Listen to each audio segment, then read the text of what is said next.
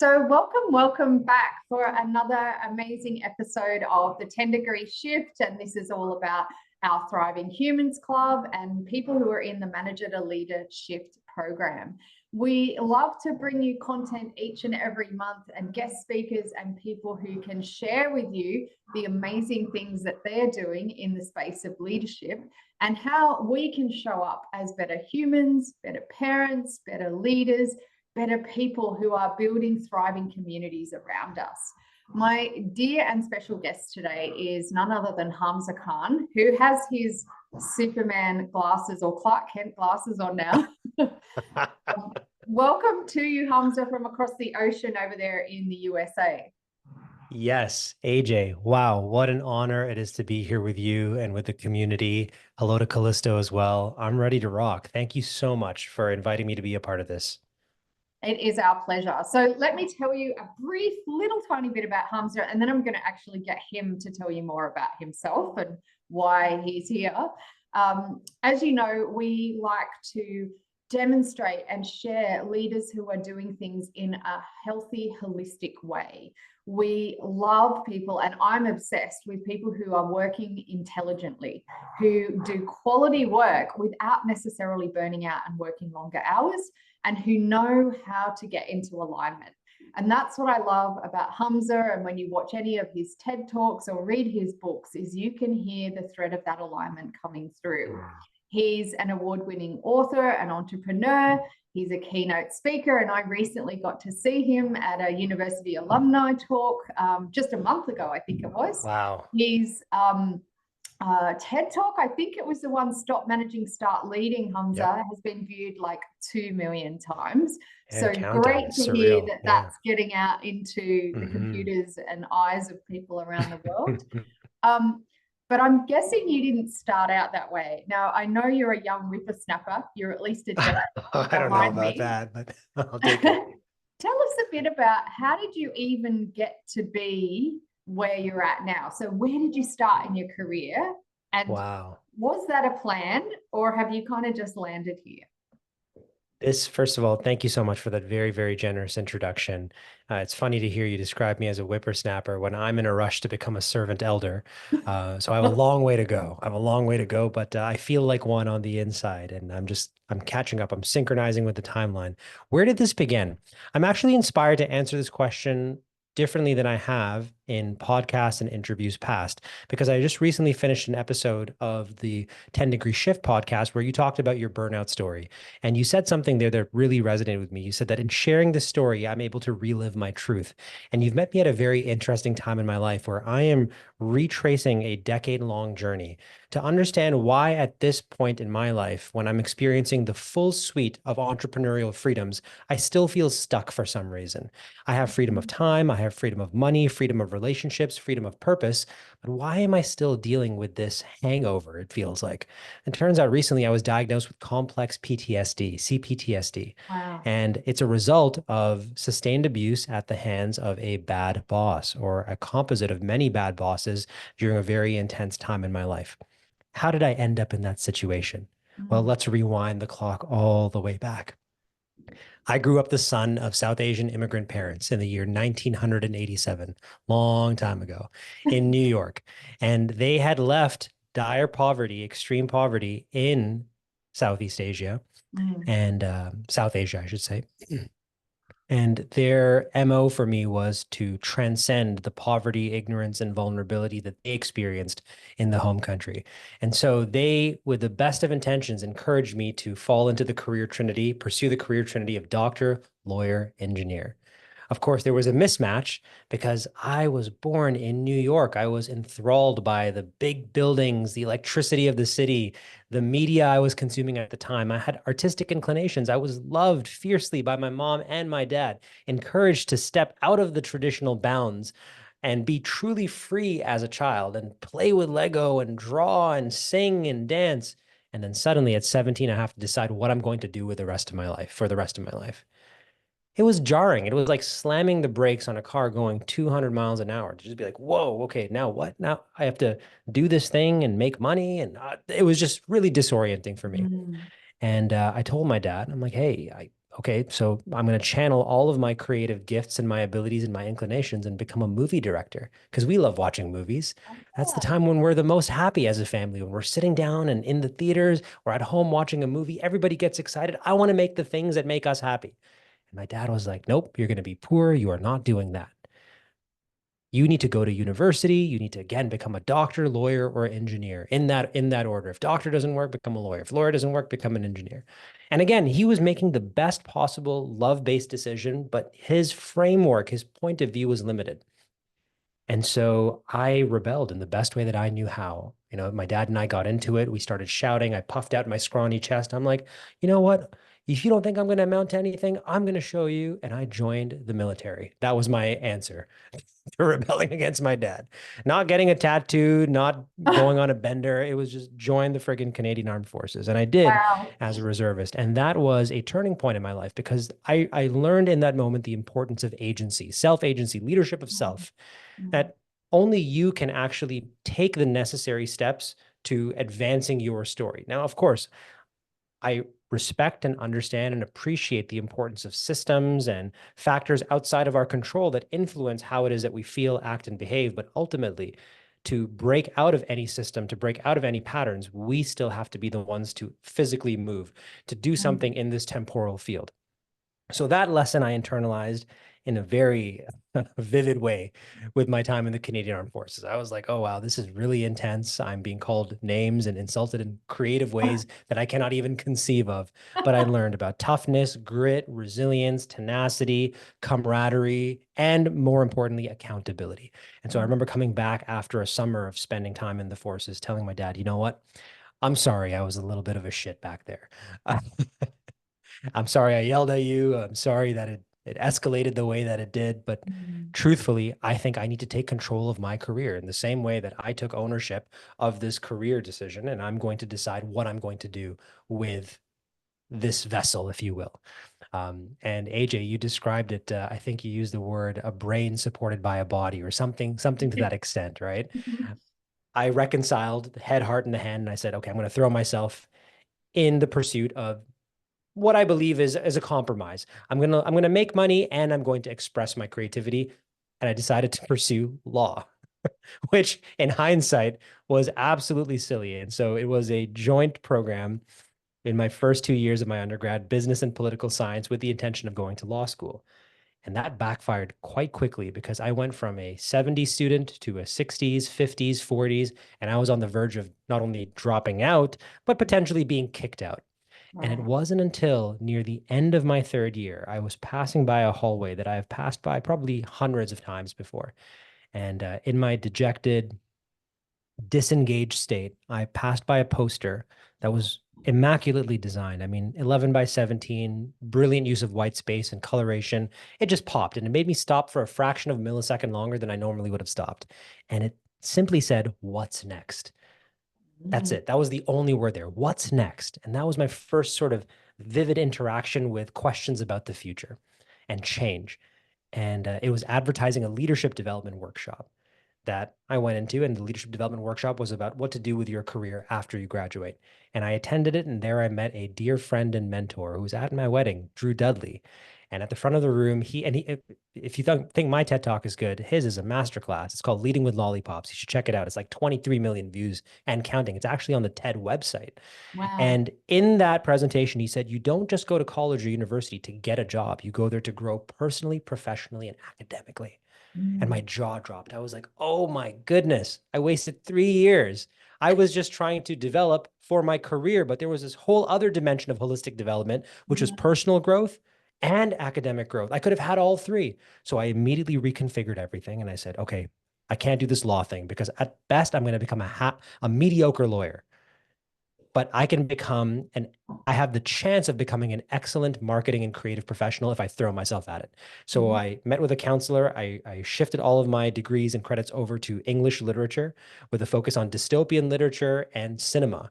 And my goodness, the grades, once I became engaged as a student, mm, AJ and Callisto, my grades went from 40s to hundreds. A plus, GPA was 4.0, perfect scores across the board.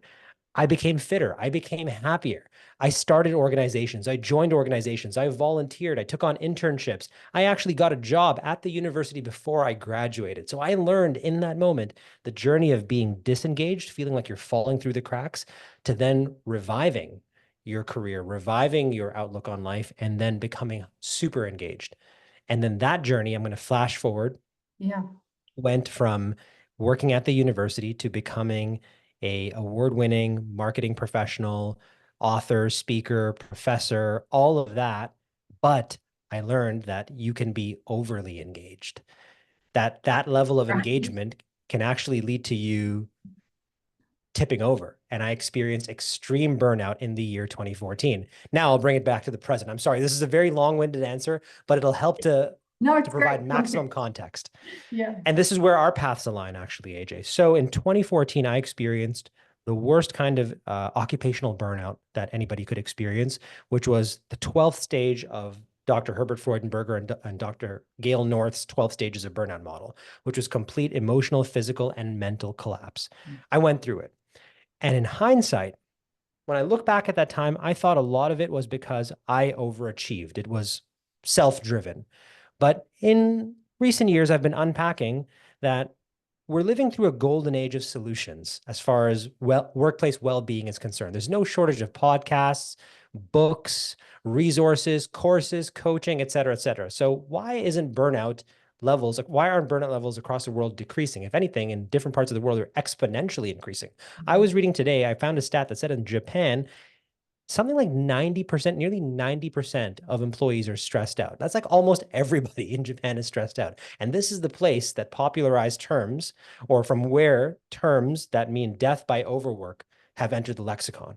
Exactly. So I looked at that and I said to myself, okay, so was it just me that resulted in my burnout? Was I the architect of my burnout? And that's when I discovered, or rediscovered rather, the work of Dr. Christina Maslach, who has one of my all-time favorite quotes about workplaces. She says, workplaces can be very unhealthy environments. If you take a plant and put it in a pot and don't give it water, not enough sun, and lousy soil, I don't care how gorgeous the plant was to begin with, it simply isn't going to thrive.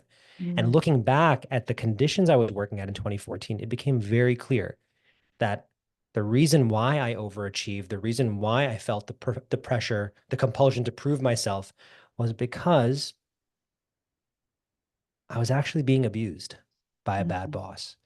And it's very embarrassing for me to talk about this publicly as somebody who prides themselves on their self-efficacy, who just narrated the story about joining the forces and talking about accountability and agency. And I'm a speaker, author, blah, blah, blah. But there's a dark part of my story, which is, man, like straight up, I was abused by a boss. And I'm not doing myself any favors by diminishing that story, by not sharing that story when it is such a big part of who I am. And I don't mean to center my boss in this. He did what he did. She did what she did. They did what they did. But the fact remains that if I am to heal, if I am to move forward from this thing that is holding me back from reaching my full potential, which is the complex post-traumatic stress disorder, I have to acknowledge that for many employees, including myself, the workplace, the modern workplace, so-called modern workplace, is dehumanizing. And so that's where I'm at today. My journey is one that is very similar to yours. We walk a concurrent path where I'm doing research on leadership and organizational well-being and thriving. I'm in the middle of a metamorphosis where I'm moving beyond my previous moniker of a future of work and people first leadership expert and exploring the potential of becoming a transformational, transcendent leadership expert and a thriving workplace expert. All of this is to say, and I promise to shut up after this because I realize I've been speaking for like 7 minutes straight, is I am invested, like yourself, AJ, like Michelle, your colleague, like the many people who were gathered in Newcastle in April. I'm galvanized to create for posterity a better workforce and as a result, a better society. Wow. I reckon we could almost end it there, but let's not. It's just the tip of the iceberg. I have Oh, questions my for goodness. you. Thank you so much for sharing vulnerably, and I appreciate if it's not something you've told often. And I think that as leaders, we have to, as Brené Brown would say, be vulnerable and go first. Yes. And it's definitely my experience after having similar challenges with leadership, and some leaders who I would say were essentially bullies. And before that was a legislated thing and something I really knew about. I just wanted to be a good employee and to show up and to deliver my work in a good way. But had very similar experiences. And it wasn't until, same thing, I would have told you I was fine, until a doctor actually did my vitals and said, you've got adrenal fatigue and, you know, you're pre-diabetic, too high, you're pre-diabetic, you've got Hashimoto's and all of these things, which were all stress related and caused by my job, which I loved, which was in marketing, comms. Similar. There was a dissonance, right? It's like, how do I love this job and it's hurting me at the same time? But sometimes the things that we love are the things that hurt us the most. And it's also what we accept, I think, as leaders, because when I became a director at one place, they actually said to me, are you married? Prepare for that to be on the rocks. And I was like, they said that as part of the onboarding? What a curious thing to say. Individuals. That's the dehumanizing workplace in real life. And they were like, because expect that, because that's what happens to everyone, because you basically have to be married to your job if you want to be successful here. And it's that frog in the slowly boiling water of, is that okay? And how did that become okay? Right. Compared to today, some employers I work with that are really clear, no emails at night. You know, we want you to have life-work balance. You need to put your hand up. They do. And I'm safe every day, which checks in on people's psychological safety every single day. So we are seeing a shift and a change, and the work that you're doing is part of helping with that. But I love that it sounds like you didn't have a clear career path from the beginning, and it has done this zigzag, turn. And lots of our members and people that we talk to here have similar things where they might be at a point in life going, maybe I have to reinvent myself. And so I love from your story that that's possible, and also recovering and moving through that. But first, and if I may, AJ, be aware, please. 100%. If I can just quickly distill my story, if anybody's still trying to wrap their head around that and sort of like process through this nexus of what you're sharing here, it's guided by a single quote, which I think is attributed to Muhammad Ali, the boxer. You can't always make the right decision, but you can make a decision and then make it right. And I think that there's a leadership lesson in there as well. When you think about leadership, in its most raw clinical definition, advanced in the Journal of Current Biology, which was the propensity to act first in group coordination problems, dictated by physiological, morphological, and behavioral traits. Leadership is essentially first mover advantage. It's not even an advantage, it's just the ability to act first. And so many times as leaders, we misstep, we move in the wrong direction. What's important, however, if you want to maintain leadership, is that you still have that propensity to act first, but you recognize that the zeitgeist has changed and that the type of leader that's being demanded by workforces is one that is collaborative, one that includes everybody in the decision-making process. And so I'm lucky that I am where I am right now, but it would be a mistake for me to say that I did this by myself. Sure, I learned the lessons of accountability and ownership and all that, but I have had guidance, mentorship, coaches, friends, community. I mean, I count you, AJ, as part of that. Our mutual connection, James Hunt, quite literally rescued my career from the dead. I remember when James Hunt reached out to me, I had actually lost confidence in the very message, in the very message that you described during my bio, which was stop managing, start leading. I did that TED Talk, but the dark side of that talk is that everybody else in the world got to experience the benefit of that. But the day after I delivered that TED Talk, the same boss that abused me called me into his office and began his pattern of abuse. And so for me, there was a cognitive dissonance. It's like, whoa, how did I just go from being on top of the world and sharing this message that resonated with leaders at all levels? But it turns out that a narcissistic, egoistic, and potentially sadistic boss made the mistake of internalizing that message, making it about himself, themself, herself, and then launching into this pattern of abuse that led to me being where I am right now.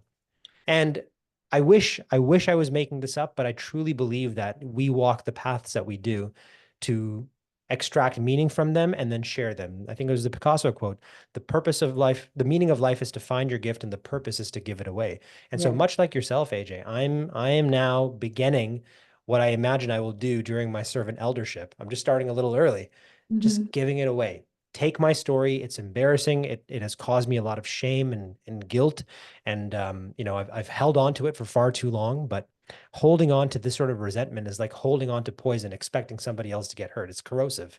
So I think that everyone in your beautiful community, even if you can receive 0.1% of the pain that's in my heart, I will heal in the process, but hopefully you, all of you, will be able to easily detect this kind of maladaptive antisocial behavior in workplaces and move past it. Because I truly think we're at the end of a life cycle. The authoritarian, autocratic, avoidant style of leadership that characterized the 20th century and before that, it's coming to an end.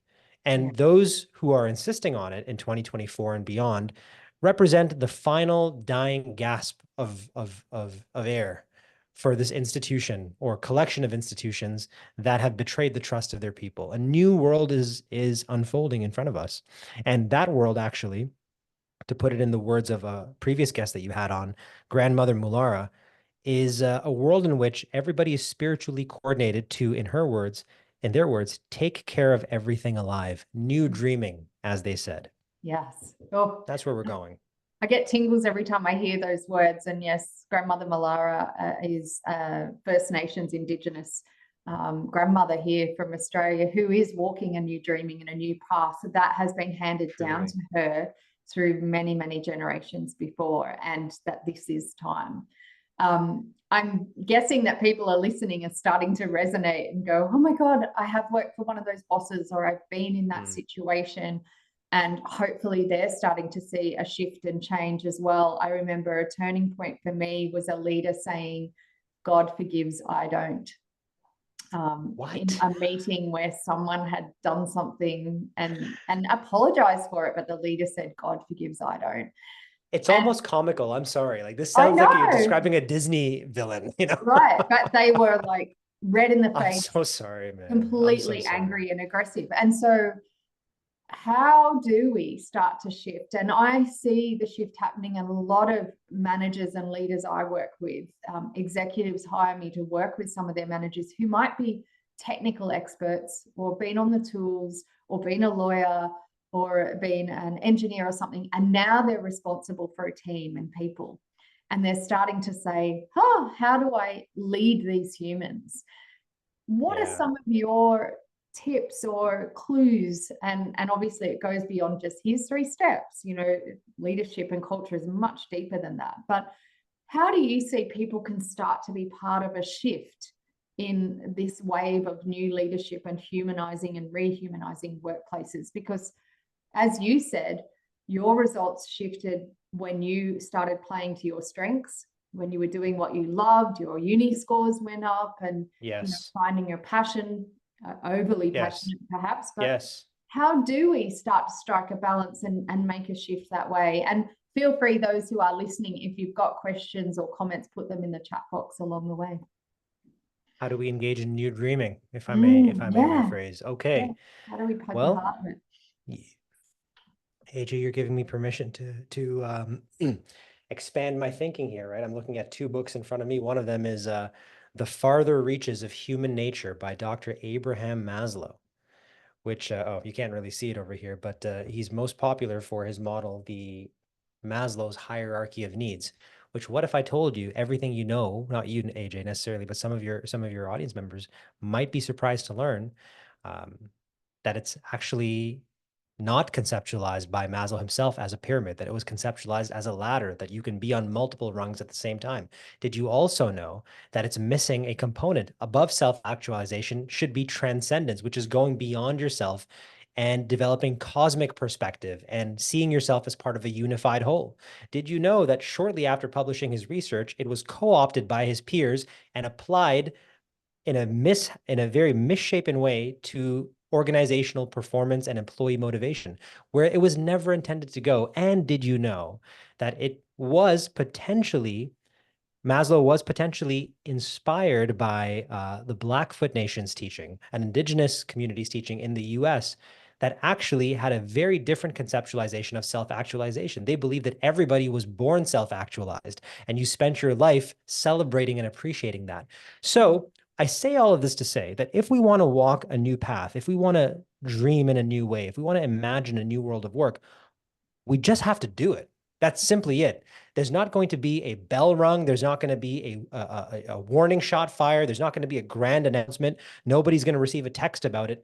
You're receiving the message right now. I'm telling you that let us collectively reimagine a new world of work in this moment. Take it from somebody who is deep in the study of the history of leadership. Everything we know about leadership is freaking made up. From the very beginning, every concept, every word, every model, every term, the beginnings of the foundations of leadership. If you want to go back in recent history, in 1927, we were still dealing with what they call the great men theory of leaderships, which were leaders were born with traits that conferred leadership, which we know is bullshit, and they were typically attributed to men. Where did that come from? That came from life in the ancestral planes that was, according to Locke, and I think he's mistaken in this, poor, nasty, brutish, and short. Maybe that was true for Locke, but you ask our great indigenous cultures, they had a very different story. So the story that we have built society on, that we have built leadership on, is a Eurocentric, fear-based, misinterpreted story. We just have to tell ourselves a new story. Yeah. And that new story is this one: solutions with, not for. That's all you have to look for. If you want to find a bad boss in your organization, find the person that is making decisions for you without you. And you might be that person. I'm telling you, I have been that person. Shit, I have been that person today.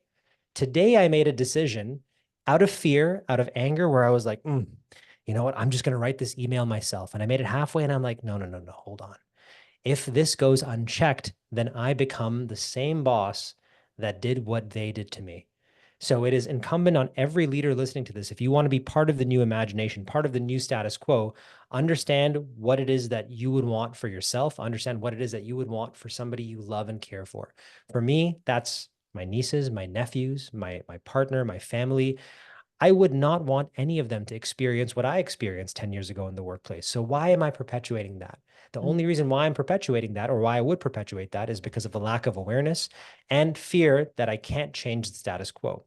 And to quote feminist writer Ursula Le Guin, she said, the endeavor, if you will, I think, let me just make sure I get this quote right. The effort of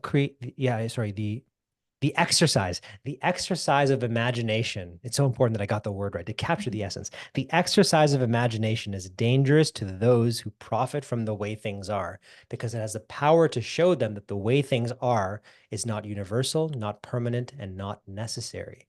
And so in sum, my friends, how do we change ourselves as leaders? Just do it. It's done. If you close your eyes and think, I'm now in a new reality, undergirded by a new story, you're in it. I'm in it. AJ's in it. That's 3 people. We're living in a new world. And I promise you that there's more of us that want to live in this world than there are those who are perpetuating the old one. I love that so much. And I think what's so important about that, Hamza, is that we hear about manifestation and people saying, if you can dream it, you can, if you believe it, you can see it. But then people go, and how do I do it? And especially if I'm an employee and I feel like my leader or manager has more power, of course, that's more of a challenge. But you're right. There are so many of us that see a new way of dreaming and a new way of walking together and a new way of collaborating. I love your tip that, how do I make a decision? Do I do it with you or for you, but without you there? Like, that's such a simple measure for a manager or leader to instantly be filtering everything they do each day is, am I making these decisions on behalf of people without consulting them and without involving them? Very simple step. And I also want to be clear that we're not damning leaders who have gone before. No. We model what we see. And when a leader gets told what to do, and their manager tells them what to do, as soon as they get the manager badge, they turn around and tell others what to do.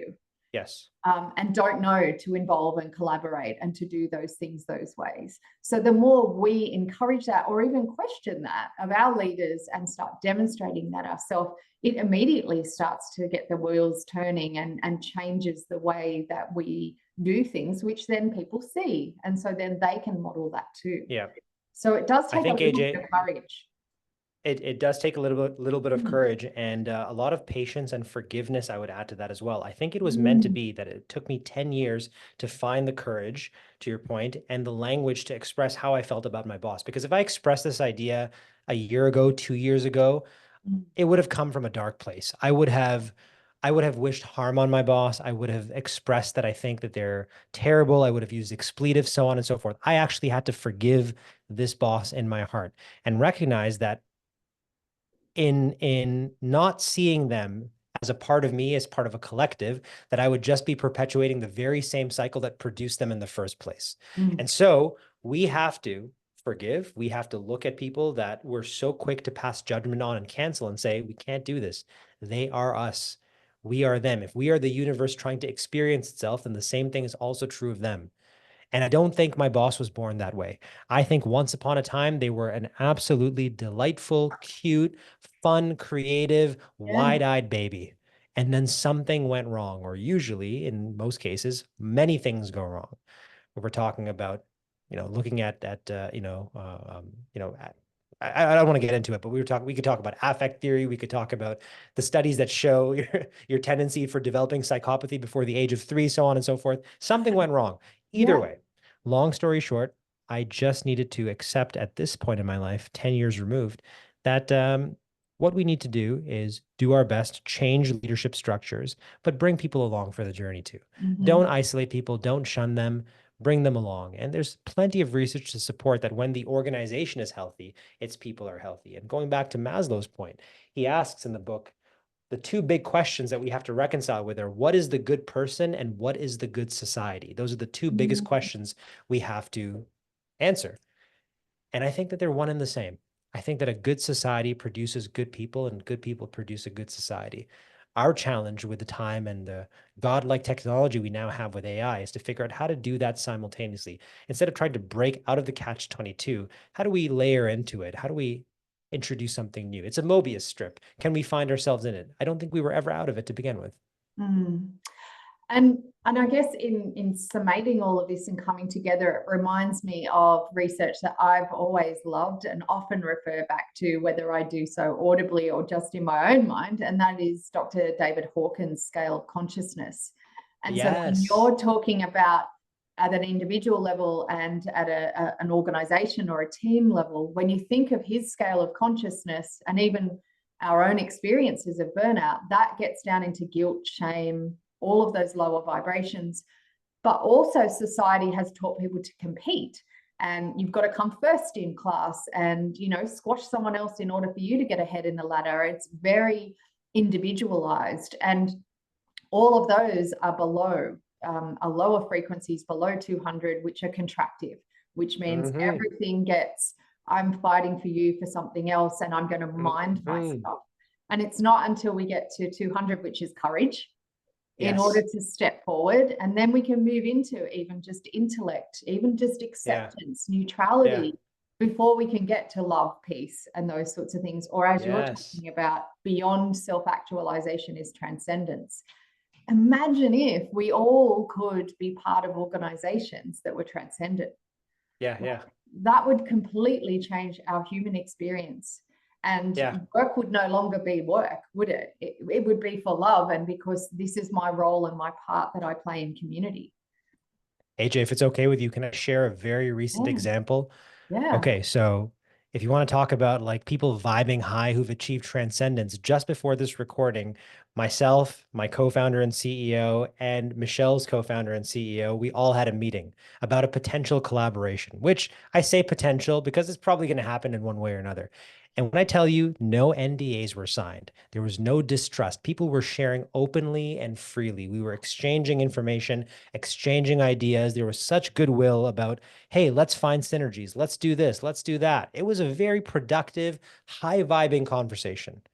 What was the fundamental difference there between, let's say, if we were in another industry and we were governed by lower frequencies, we probably wouldn't have had the meeting. Probably would have been a lot of information withheld.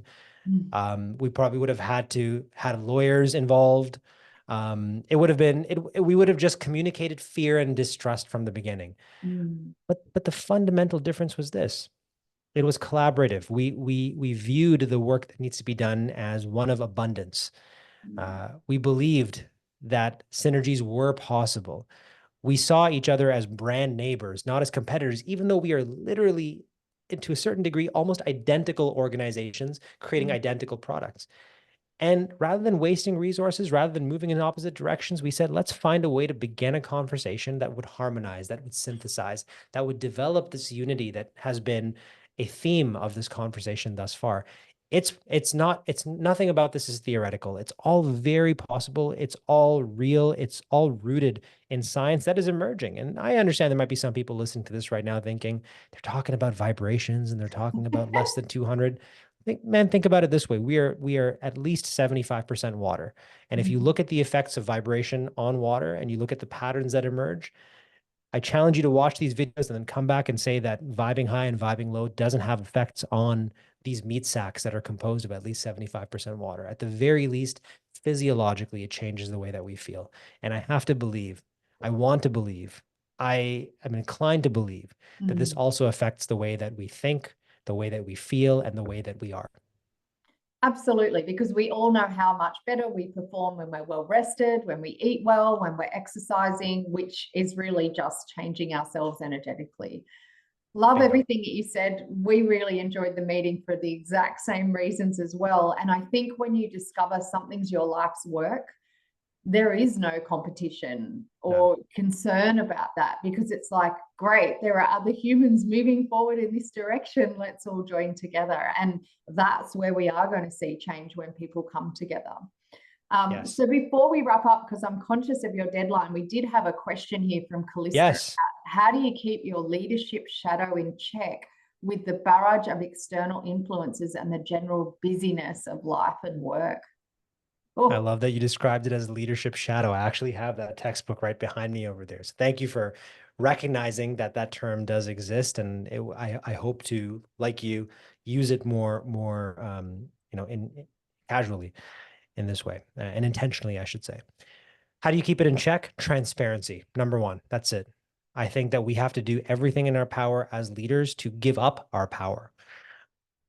I think no one person, no one leader should hold on to power for a prolonged period of time. Research has shown there was one longitudinal study done out of Germany, I believe, over 10 years, where they looked at leaders who held on to positions of power and ascended up the leadership hierarchy, if you will, real or perceived, demonstrated greater dark triad traits over time. So dark triad traits tend to correlate with time and seniority. So what we need to do is check that ourselves, voluntarily give up control, give up power, and constantly be asking our team to hold us to account. I would love it if we got to a point where the same way that we review organizations, kind of like how Thrive Stars is doing, that there were reviews that happen in real time for leaders. I would love it if a leader could log on to their dashboard once a day, or maybe this happens 24/7 with the help of co-created AI, where a leader can log on to their work platform and see, oh wow, today like my leaders are not, my employees are not happy with me, and here's why. Thematically, these are the themes that have been presented for why they're not happy with me, based on an email I sent yesterday or based on something that I said in a meeting that's not sitting well. And now we have recommendations on how we can improve that. So keep your leadership shadow in check through transparency, and trust the organization and trust your workforce and your colleagues to not call you out, but call you in. mm, love it. And I have seen an organization that practiced radical transparency, and they did exactly that. They actually gave radical feedback on the spot. So it would be, Wow. when you just spoke to me, you didn't give me eye contact. How that made me feel was this. I'd like to see that different. And they did it on the spot in every meeting. And when Wow. I met some of the employees that were new, they said the very first month they were so horrified and it was so confronting. But they said after a couple of months, they said, how do you ever operate without that radical Right. honesty? Like, and how constructive it was. May I So, ask AJ a follow-up question to that? yeah. Because I think that no, we should use every opportunity that we can to preach your message and your idea of modern eldership, of servant eldership, which I think is a brilliant idea.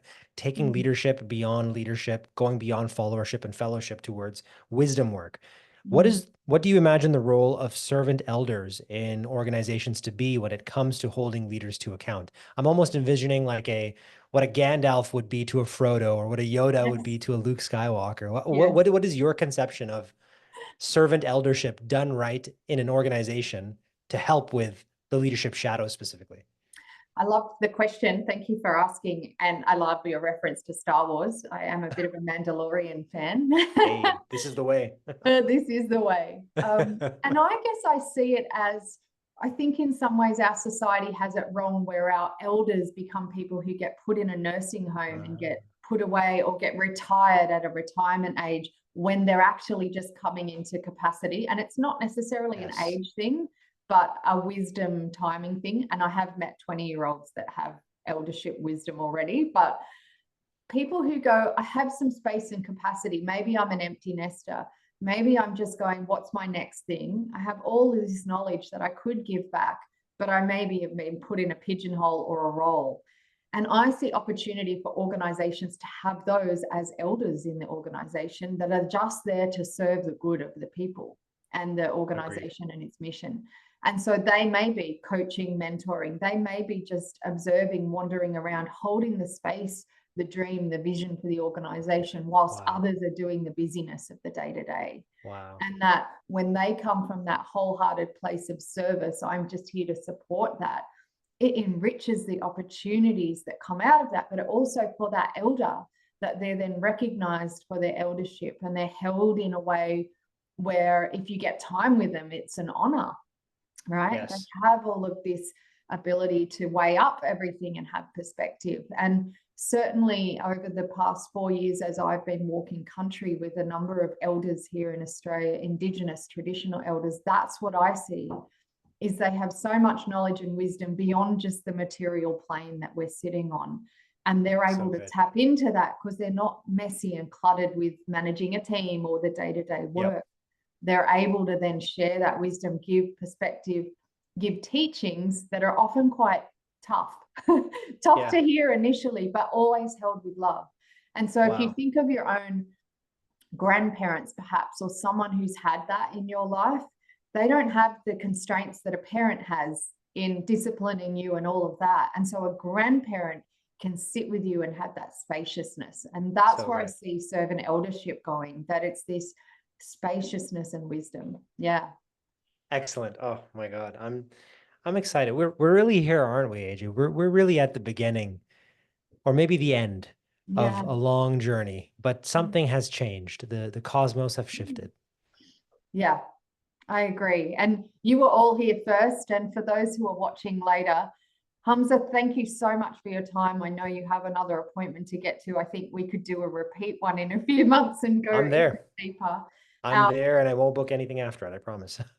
I know in studying head and heart coherence a lot, you know, I hear that's coming back for you, and my wish is for your PTSD, for you to find peace in whatever way works for you, and that you can wholeheartedly continue the work that you're doing without burning out, because the world absolutely needs you as a piece of the puzzle, just as it needs everyone who's listening. So can you just share how people can find you, get in touch with you? Obviously, they can find your TED Talk on YouTube and things like that, but how can people reach out if they go, I really like to know more of this man's wisdom? Certainly. And AJ, thank you. What a gift this was to be able to share this time with you, to be of service to your community. This is a deeply meaningful connection. People can find me at hamzakhan.ca. That's HAMZAKHAN.ca. And all of my social links are there. I'm on all platforms, Facebook, Twitter, or X, I should say, LinkedIn, YouTube, Instagram, TikTok, except Snapchat. So I'm not there. I think I'm there. I have an account, but it's useless. You can add me there. You're not going to hear from me, but add me anywhere else and I am there. I look forward to keeping this conversation going, my friend. Me too. Thank you so much. Blessings to all. Take care. Thank you. Thank you.